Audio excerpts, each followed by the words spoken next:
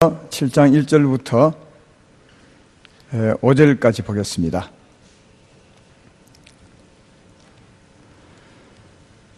구약성경 327페이지 여호수아서 7장 1절부터 5절까지 제가 봉독합니다.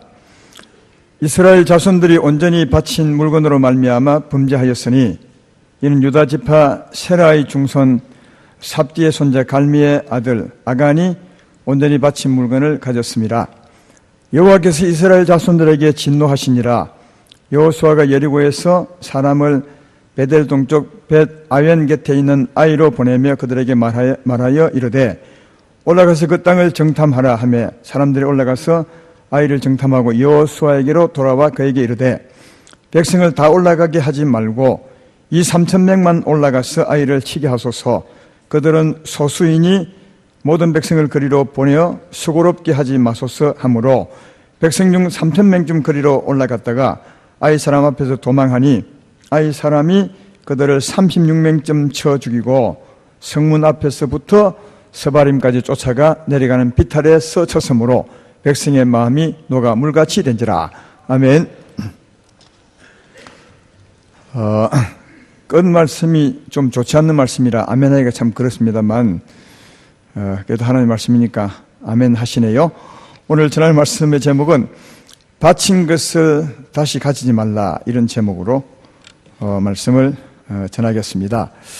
지난주에는 당신의 여리고를 무너뜨리라 그렇게 했습니다. 우리는 올해 새해에 요단을 건넜습니다. 지금까지는 광야에서 살았지만 이제는 요단을 건넜습니다. 이 말씀을 주신 것은 우리의 대부분이 이제는 요단을 건넌 신앙이 되기 때문에 하나님 이 말씀 하신 것이 아닌가 생각합니다. 이제 건너서 맨 처음 우리를 은혜의 땅으로 가지 못하게 막는 가장 큰 장벽, 여리고성이라 했습니다. 여리고성은 우리 안에 오랫동안 구축된, 세상에 살 때부터 구축된 견고한 진, 하나님을 믿지 못하는 마음이라 했어요. 하나님을 믿지 못하는 마음. 이 마음 때문에 이스라엘 백성들이 광야에서 그렇게 어려웠습니다. 은혜롭게 살지 못했습니다. 은혜롭게 살려고 하다가도 믿지 못하는 이것 때문에 무너지고 했습니다. 그래서 하나님께서 요단을 건너고 난 뒤에 가장 먼저 무너뜨리는 것이 이 여리고 성이었음을 볼 때 우리들도 아마 다르지 않을 것입니다. 우리 안에 하나님을 믿지 못하는 마음, 그 견고한 마음, 보이지 않지만 오랫동안 쌓여있는 이 마음, 이것이 무너져야 하나님을 믿을 수 있고 하나님 믿어야 은혜롭게 살 수 있다 하는 겁니다. 그래서 지난 주간에 말씀하고 한 주간 동안 여리고를 무너뜨립시다 이렇게 해서 금요승에도 기도 제목으로 삼았는데 아마 다 무너뜨렸으리라 생각이 됩니다. 근데 무너졌는지 안 무너졌는지, 저는 그 하나님의 역사를 보면서 하나님이 아무리 영적이라도 조금은 좀 느끼게 하면 참 좋겠다 그런 생각을 많이 합니다. 예를 들면 예수 이름으로 명하노니 여리고성은 무너질자다 하면 뼈달 나듯이 안에서 우르르 무너지면 얼마나 좋겠습니까? 그러나 영적인 싸움입니다. 또 하나님의 강력한 능력이 역사한다니까 우리는 강력한 영성이 역사하면 뭔가 달라질 거다 이렇게 생각하는 경향이 있습니다. 그 말 때문에. 그러나 영적인 싸움은 전혀 느끼지 못합니다. 이게 참 믿음의 딜레마 같아요. 그래서 믿음으로 사는 겁니다. 보는 것이나 듣는 것이나 느끼는 것으로 사는 것이 아니라 믿음으로 사는 겁니다. 이스라엘 백성이 애굽 땅에서 나올 때 그때 어마어마한 일이 있었죠. 피를 바르면 하나님의 사자가 역사하사 애굽의 장자를 전부 죽이겠다 했습니다. 그러면 어마어마한 어떤 흔적이 있어야 되지 않겠습니까? 근데 사람은 죽어 넘어지는데 아무 소리 안 들렸습니다. 심지어는 그런 것을 우리에게 알려주기 위해서 표현한 말이 뭐냐면 개의 해도 움직이지 않았다. 여기 개는 아주 예민한 동물이라 뭔가 움직이면 바로 개가 짖는데 개가 해도 움직이지 않을 만큼 하나님의 사자는 지나갑니다. 그런데 사람은 막 죽어 넘어지는 겁니다. 마찬가지입니다. 우리에게서 귀신이 떠나가면 애굽의 바로가 떠나가도 전혀 느끼지 못합니다. 그러나 믿음으로 하면 하나님이 역사하사 우리에게서 떠나가고 자유가 주어지고 설명할 수 없는 평화가 임하게 오고. 할렐루야. 이게 믿음의 삶입니다. 그래서 믿음으로 사는 겁니다. 하나님을 믿지 못하는 불신의 장벽, 경관 여리고서도 마찬가지입니다. 믿음으로 싸우는 겁니다. 근데 이제 진짜 이 싸우고 난 뒤에 무너졌느냐 안 무너졌느냐, 이것은 그 다음에 우리 삶을 보면 압니다. 광야에서 만났던 것처럼 어려운 일을 만났을 때 이제는 하나님을 내가 믿고 있는지 아니면 여전히 못 믿고 있는지 그걸 보면 알 수 있습니다. 그래서 이제는 어려운 일을 만날 때 하나님이 믿어지고 전에와 다르다면 여리고성이 무너진 것입니다. 이런 믿음으로 사시기를 주의 이름으로 축원합니다. 우리 이런 찬송 부르지 않습니까? 빛이 없어도 환하게 다가오시는 예수님, 주 예수여. 빛이 있는데 빛이 안 보여도 빛이 있는 겁니다. 음성이 뭐죠? 음성이 없어도 똑똑히 들리는 음성. 하나님의 음성이 안 들립니다. 그건 똑똑히 들려요. 신기하죠. 그러니까 전혀 듣지 못하는데 그래도 똑똑히 듣는, 이게 뭐냐? 이게 하나님의 역사입니다. 따라서 우리 성도님들이 목사님이 전해준 말씀 따라 믿음으로 일주일 동안 싸웠는데 배탈도 안 나고 무너지는 소리도 안 들리고 전혀 없었다 해서 이거 뭐 말씀 이거 그냥 그런 거 아닌가? 우리가 헛된 싸움을 싸우는 것이 아닌가? 그렇게 절대로 생각하면 안 됩니다. 믿음으로 싸우는 겁니다. 믿음으로 하나님이 역사하십니다. 아무런 흔적과 증거를 보지 못해도 무너진 사람은, 믿음으로 싸웠던 사람은 틀림없이 하나님이 역사하다 무너뜨림으로 이후에 우리 삶이 하나님을 전에보다 훨씬 잘 믿는 자가 있다는 사실을 알 수 있습니다. 이렇게 하셔서 지난 주간, 한 주간 여리고를 무너뜨린 분도 계실 것이고 아직은 반주 무너뜨린 분도 계실 것이고, 어쨌든 여리고성을 무너뜨렸다고 칩시다. 무너뜨렸는데 이제 그 다음 싸움이 아이성입니다. 그래서 이제 여호수아가 정탐군을 아이성에 보냈습니다. 정탐하고 온 사람이 말하기를 아이성은 여리고성에 비하면 너무 적어서 백성이 다 올라갈 필요가 없습니다. 한 2 내지 3천 명만 올라가면 충분히 이깁니다. 해서 이제 여호수아가 3천 명을 올려보냈. 그런데 이길 것이라고 생각하고 기다렸던데 무참히 패하고 돌아왔어요. 그래서 오늘 본문 뒤에 보면 여호수아가 장로들과 함께 겉옷을 다 찢고 먼지를 뒤집어 쓰고, 이게 이제 구약적인 금식 기도하는 겁니다. 애통하며 기도하는 모습을 하고 하나님 앞에 온 종일 앉았다가 해질 적에 하나님 앞에 말씀하죠. 하나님 왜 지게 하셨습니까? 우리를 하여금 이 약속의 땅을 주신다고 요단을 건너게 하시고 여리고까지는 무너뜨리시더니 왜 이렇게 무참하게 지게 하셨습니까? 그러면 이 가나안 땅에 있는 사람들이 우리를 보고 이제는 우리를 무시하고 우리를 멸하지 않겠습니까? 그리고 어떻게 이 땅을 차지할 수 있겠습니까? 하나님 어찌된 일입니까? 그렇게 여호수아가 금식 기도하며 주 앞에 나갔더니 하나님께서 여호수아에게 말씀하기를 네가 어찌하여 엎드려 금식 기도하느냐? 내가 아이성을 너희에게 주지 않은 것은, 아이성을 무너뜨리지 못한 것은, 아는 것은 너희에게 무너뜨리지 못할 일이 있었기 때문에 무너뜨리지 못한 것이라. 그렇게 말씀하면서 그 이유를 말씀합니다. 오늘 본문 뒤에 10절부터 보면 그 이유를 말씀하죠. 여호와께서 여호수아에게 이르시되 일어나라, 어찌하여 이렇게 엎드렸느냐?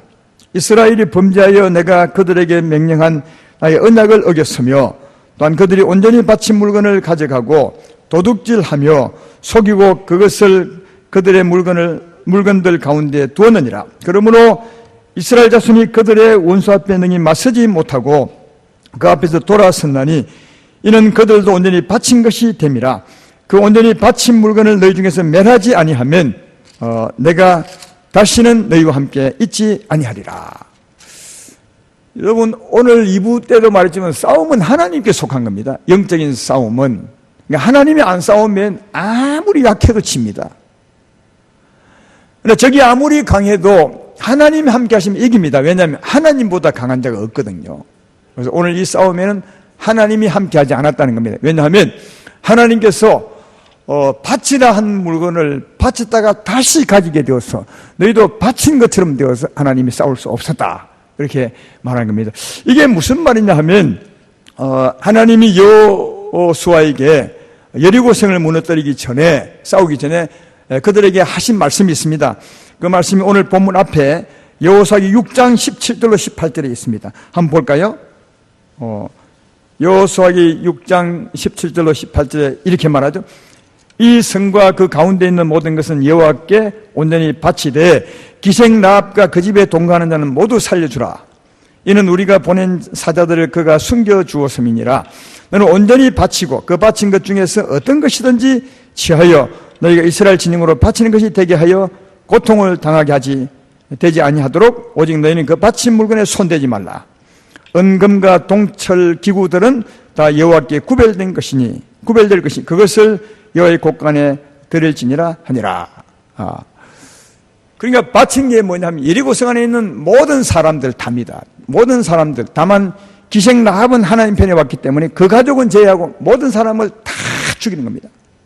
어린 나이까지 짐승도 다 죽이는데 그들이 사용했던 물건은 죽일 수 없잖아요. 금이나 은이나 철이나 이건 죽일 수 없으니까 하나님 곳간에 바치라. 이 바친다는 말은 죽인다는 말입니다. 예. 이것을 다 바치라. 다 죽여라. 그렇게 한 겁니다. 그러니까 여리고성 안에 있었던 모든 사람과 그들이 쓰던 모든 기구들은 결국 따져보면 뭐죠? 하나님의 친구입니까? 원수입니까? 하나님의 원수들이죠. 하나님의 원수. 하나님 백성들의 원수들이죠. 원들이고, 그 다음 그들이 썼던 물건은 하나님의 원수가 썼던 도구들이죠. 그렇죠? 왜 이 말씀 하냐 하면 성경은 그림자라 했지 않습니까? 이 그림자는 진짜를 설명하는 겁니다. 그래서 이걸 우리가 잘 해석하고 알아야 오늘날 우리의 적을 알 수가 있는 겁니다. 그러면 여리고성 사람들, 짐승들, 그것은 하나님의 원수들이고 그들이 썼던 기구들, 은, 금, 철 이것은 그들이 쓰는 도구인데 도구라면 오늘날 우리의 누구를 말하겠습니까? 여러분의 원수는 누구죠? 여러분의 원수는 누굽니까? 돈 떼먹고 간 이웃은 아니죠. 우리의 원수는 성경은 항상 우리의 싸울 건데 해가 육이 아니 사람 아니에요. 짐승도 아니고 누구냐? 악한 마귀와 그 종속들입니다. 예, 마귀와 귀신들이 하나님의 원수요, 우리들의 원수입니다. 그러면 그들이 사용했던 도구는 뭐겠어요? 그러면 여기 여리고 사람들은 오늘날 말하면 우리의 원수 마귀와 귀신들 그 종속들을 말하는 거예요. 그러면 그들이 사용했던 도구들은 뭐겠어요? 그럼 마귀와 귀신들이 무슨 도구로 우리를 건드리십니까? 금을 가지고요? 아니면 철을 가지고요? 아니죠. 뭐라고요? 탐욕과 거짓과 불의와 이런 게 그들이 쓰는 도구입니다, 여러분. 예. 요한복음 8장 44절에 마귀가 쓰던 도구를 말하잖아요. 너희는 너희 아비 마귀에게서 났으니 너희 아비의 욕심대로 너희도 행하고자 하느니라. 너희는 처음부터 살인한 자요, 진리가 그 속에 없으므로 진리에 서지 못하고 거짓을 말할 때마다 제 것으로 말하니 이는 그가 거짓말쟁이요 거짓의 아비가 되었습니다. 이런 마귀가 쓰는 도구가 뭐죠? 욕심, 탐욕, 또 거짓말, 그 다음 살인, 미움 같은, 이게 마귀가 쓰는 도구입니다, 여러분. 이 도구를 가지고 우리를 하여금 죄짓게 만들고 우리를 하여금 하나님을 믿지 못하게 만들고 하나님을 불신하는 장벽을 쌓게 만들고, 그러니까 여리고성 사람들이 그 장벽을 쌓았다는 말은 이 말이죠. 오늘날 악한 영들이 이와 같은 자기 도구들로 우리를 하여금 하나님 믿지 못하는 자로 만들었다는 겁니다. 예. 여러분, 여리고성 사람들과 그들이 쓰는 기구들은 오늘날 마귀와 그 종속들과 그들이 사용하는 기구를 말하는 겁니다. 예, 이걸 말하는 거예요. 그래서 이걸 우리 알면 이 구약시대 때 하나님의 역사를 좀 이해할 수 있어요. 하나님께서 구약시대 때 이스라엘 백성과 싸울 때 보면 그 사랑 많은 하나님께서 전부 다 죽이라고 했어요. 그렇죠? 전부 다. 어른뿐 아니라 남자, 여자, 아이까지 전부 몰살시켜버려요. 그때 우리 어머니 참 많잖아요. 이제 하나님께서 사랑이 싫어하면서 좀 살려주지. 죽이되 어린아이까지 전부 멸망시키고 짐승도 다 죽이라고 했을까? 왜 그러셨어요? 여러분, 그때 하나님의 적은 오늘날 마귀와 귀신들을 엄히하기 때문에 그렇게 하는 거예요. 구약은 그림자입니다. 오늘 이렇게 말하면 그러면 그때 마귀 역할하고 귀신 역할을 했던 그 사람들은 참 불쌍하지 않나요? 그건 진짜 불쌍한 거죠. 그러나 내가 그 행편까지 생각해 줄 여유가 없습니다. 그것을 오늘날 우리가 귀신을 살릴 수 없잖아요. 귀신의 자식들을 살릴 수 없잖아요. 다 멸하는 것처럼 구약의 하나님의 적들은 오늘날 귀신과 마귀의 종속들을 상징하는 겁니다. 그러니까 하나님이 전부 멸해버리라. 예, 그렇습니다. 신명기 20장 16절로 17절에 그 말씀하죠. 오직 내 하나님 여호와께서 내게 기업으로 주시는 이 민족들의 성읍에서는 호흡인 자를 하나도 살리지 말지니 곧 헷 족속과 아모리 족속과 가나안 족속과 버리 족속과 히위 족속과 여부 족속을 내가 진멸하되 내 하나님 여호와께서 내게 명령하신 대로 하라. 전부 진멸해 버리라고. 또 사무엘상 15장 2절로 3절에 아말렉과 싸울 때도 이랬죠. 만군의 여호와께서 이같이 말씀하시기를 아말렉이 이스라엘에게 행한 일 곧 애굽에서 나올 때 길에서 대적한 일로 내가 그들을 벌하노니 지금 가서 아말렉을 쳐서 그들의 모든 소유를 남기지 말고 진멸하되 남녀와 소아와 젖먹는 아이와 우양과 낙타와 나귀를 전부 죽이라. 예, 하나님이 인정사정 없었던 것은 이들은 오늘날 마귀와 그 귀신들의 종속을 말하기 때문에 그런 거다. 예, 그러니까 이런 말 가지고 하나님이 사랑이 없다느니 있다느니 그렇게 말씀하시면 안 됩니다. 예, 이 의미가 있는 것이다. 그래서 다 죽였습니다. 여리고성도 마찬가지입니다. 사람 다 죽이고 그들이 썼던 물건도 전부 죽이라. 그러니까 죽일 수 없는 것은 바치라. 그렇게 말했습니다. 그런데 아간이 뭐라고요? 그 중에 바쳤던 물건을 다시 가지고 가기. 그 가져간 것이 뭐냐면 여호수아기 7장 20절 21절에 오늘 본문 뒤에 있습니다. 이렇게 말합니다. 아간이 여호수아에게 대답해 이르되 참으로 나는 이스라엘 하나님 여호와께 범죄하여 이러이러하게 행하였나이다. 내가 노력한 물건 중에서 시날산의 아름다운 외투 한 벌과 200세겔과 은 200세겔과 그 무게가 50세겔 되는 금덩이 하나를 보고 탐내어 가졌나이다. 보소서 이제 그 물건들을 내 장막 가운데 땅속에 감추는데 어느 그 밑에 있나이다 하더라. 그러니까 아간이 가진 것은 금이나 외투나 이런 걸 가졌지만 사실은 오늘날 말하면 탐욕을 가진 거죠. 예. 여러분, 여리고 싸움은 거짓과 불의와 탐욕을 멸하는 싸움인데, 그죠? 그걸 멸하고 다시 탐욕을 가진 거예요. 이 아간이. 그러니까 아간은 탐욕과 다시 하나가 된 겁니다. 죄와 허물과 하나가 된, 그러니까 하나님이 싸워줄 수가 없는 거예요.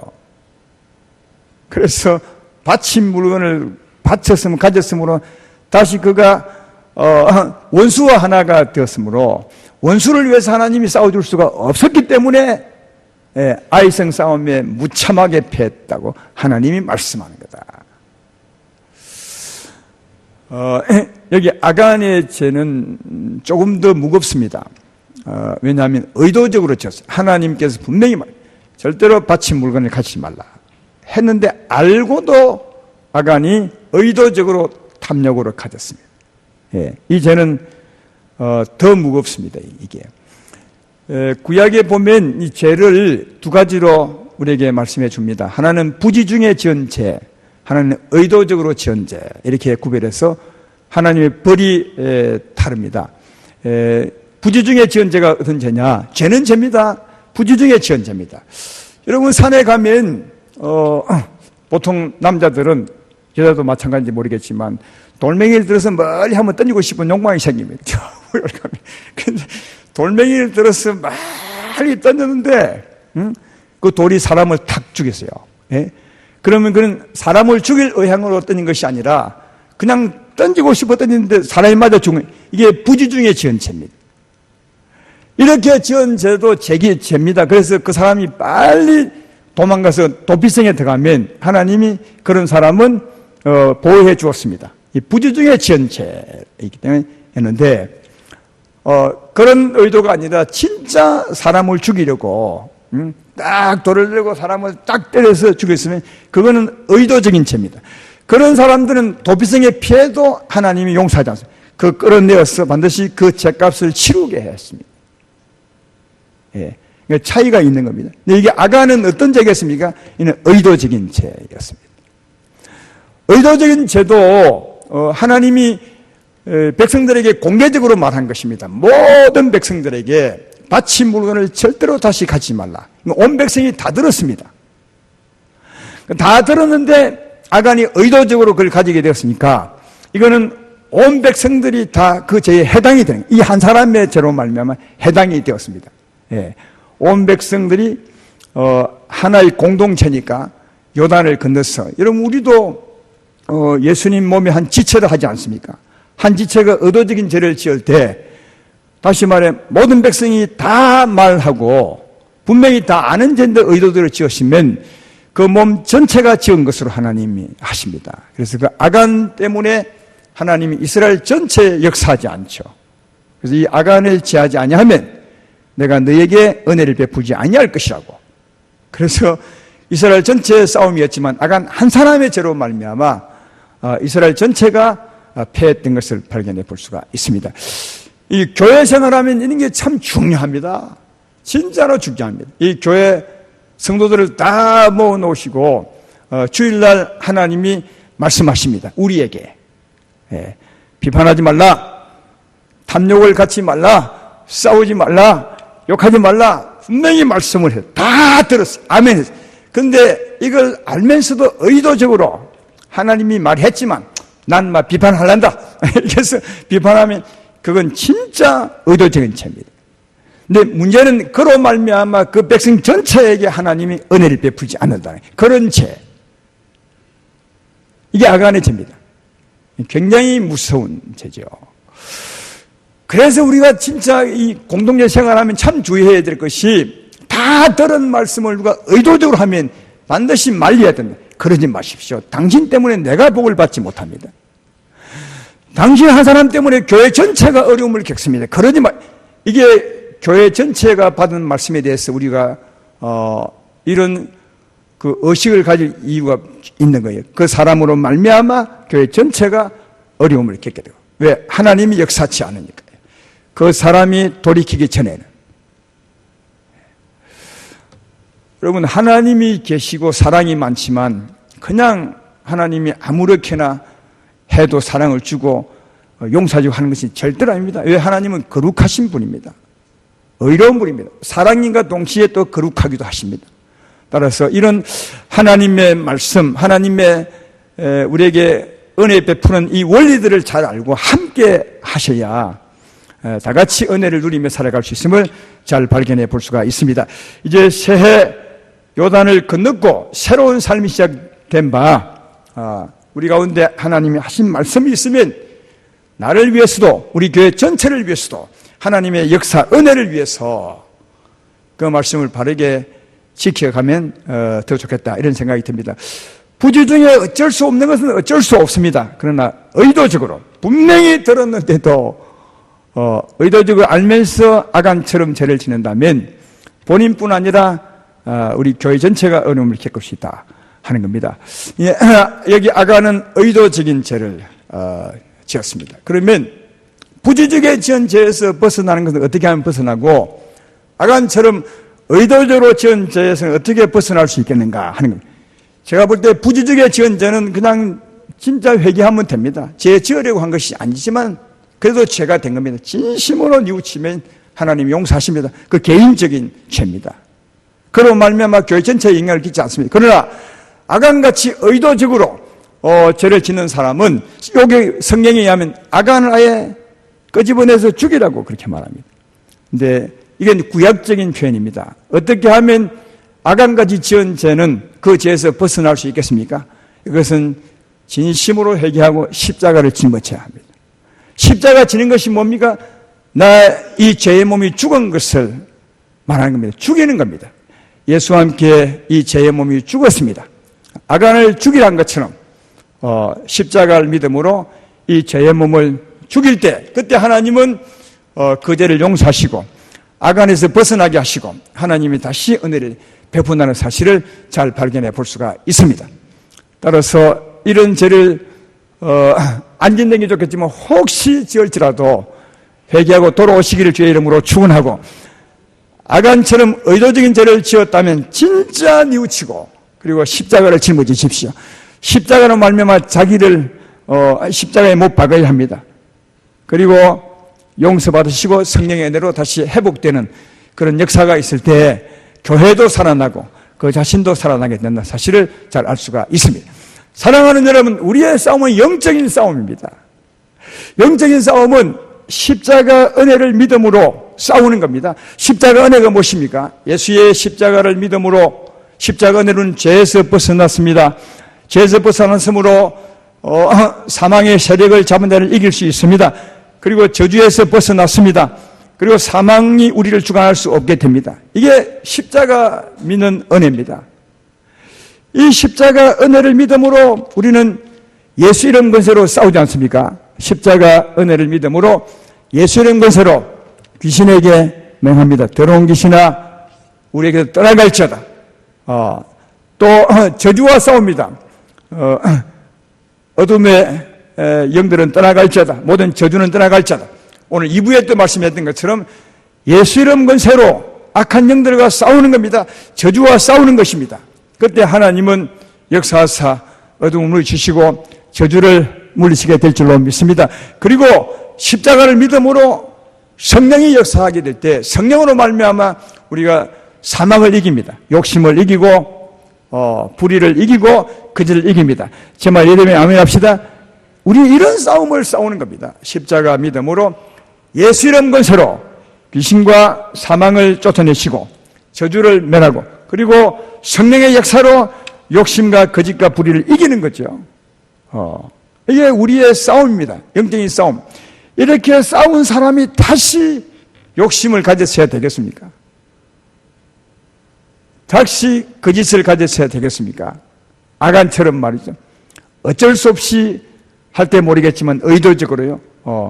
그리하면 하나님이 역사하지 않습니다. 역사할 수가 없는 것은 우리가 사망의 편에 속해 버렸기 때문에 그렇습니다. 그러므로 혹시 이런 행편이 있으면 오늘 돌이켜서 주께로 나오십시오.